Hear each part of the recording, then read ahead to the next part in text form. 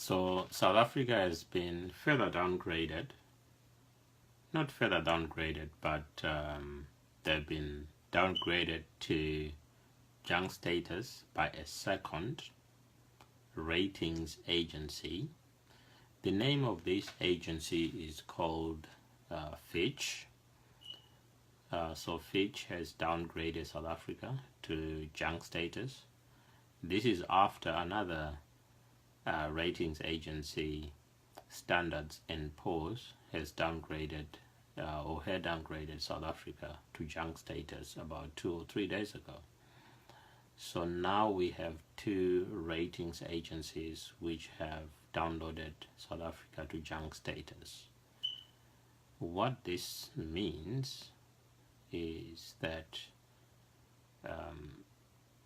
and this was expected, it was expected that once one ratings agency downgrades South Africa, the other two agencies, and the other two are Fitch and Moody's. So Fitch has downgraded South Africa, and I expect that Moody's is also going to do the same. So what it means is that it's just a confirmation. It's just a confirmation that South Africa's economy is in a state where it is not able to generate enough capital in order to repay any loans. The problem with South Africa now is that there are public services, and by public services we're talking about education, health, and maybe social welfare. So there are public services, and there's more to that. There's more public services that I've not mentioned. So there are public services. South Africa is not able to meet its own domestic spending, and so it is relying on external funding, on the IMF, maybe the World Bank, maybe individual governments are helping South Africa,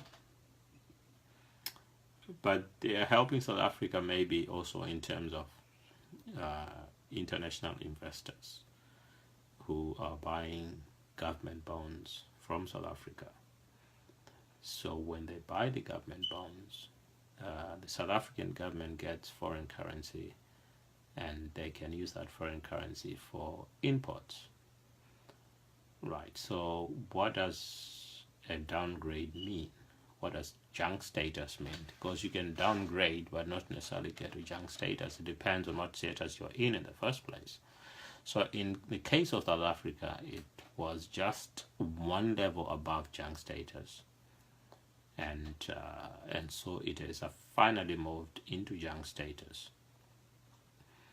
So what it means for South Africa is that with two agencies that have confirmed that they are in junk status, it means that they are now in a zone which is not what you call investment zone. So it's no longer, investors are no longer confident that South Africa can pay back. Okay, so their return on investment, which is obviously at some interest, they are no longer guaranteed. And besides, South Africa will find it more expensive, okay, to get any monies from outside, which means that their interests are going to be higher. And if their interests are higher, it means the South African government will try to recover some of those monies by taxing their own people. So if they tax their own people are going to have less disposable income, let alone afford to pay for things like house rentals, house loans, mortgages, and obviously for luxuries like, which are sometimes necessities like cars and maybe clothing, and sometimes groceries. We know that some people have to get groceries on credit. So if it becomes more expensive, it means that they would have to pay more for it. So people are going to be affected. Public services provision for the government is going to be impacted, which means the government is going to find it more difficult to fund public services, provide public goods and services. So things like repairing roads we might be seeing a situation like what has been happening in Zimbabwe.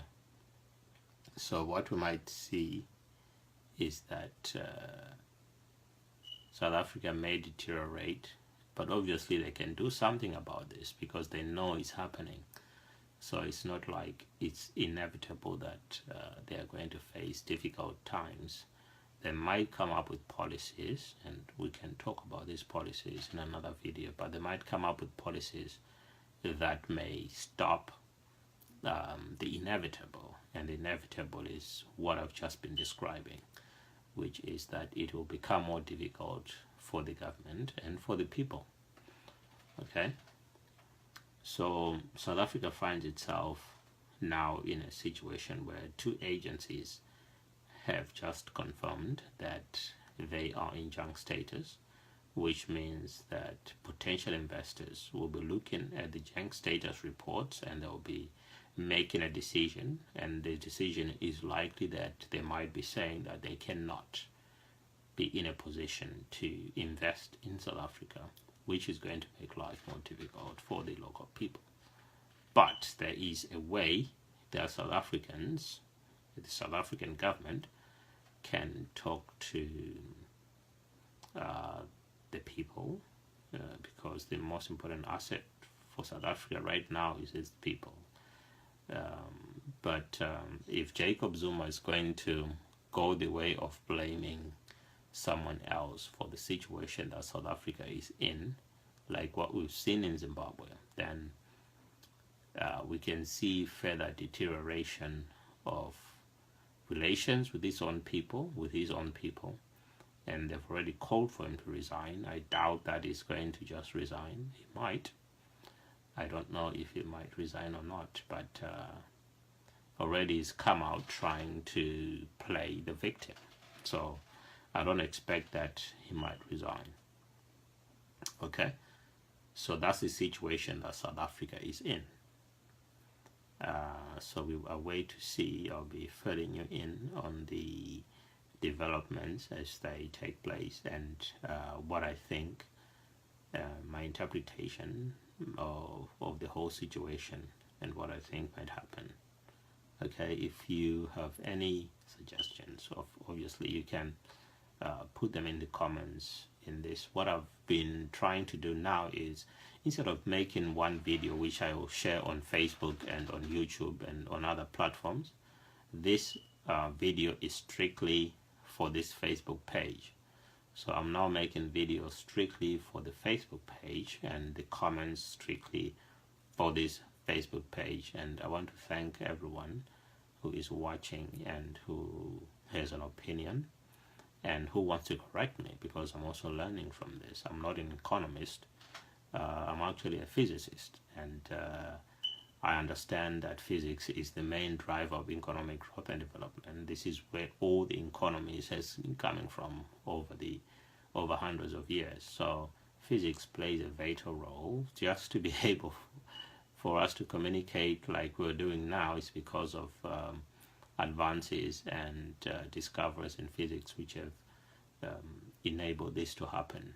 But the most important thing for people is economy. So I've been trying to educate myself on how the economy works, and I've come up with I think a respectable understanding of economic issues, which allows me to comment on them. And every time I comment, obviously I'm learning something new. And every time you comment and correct me, I'm becoming a better economist. Okay, I don't like to think of myself as an economist. I'm not even as a physicist, but as a student of everything that's going on around me. So thank you for watching. I will see you in the next video.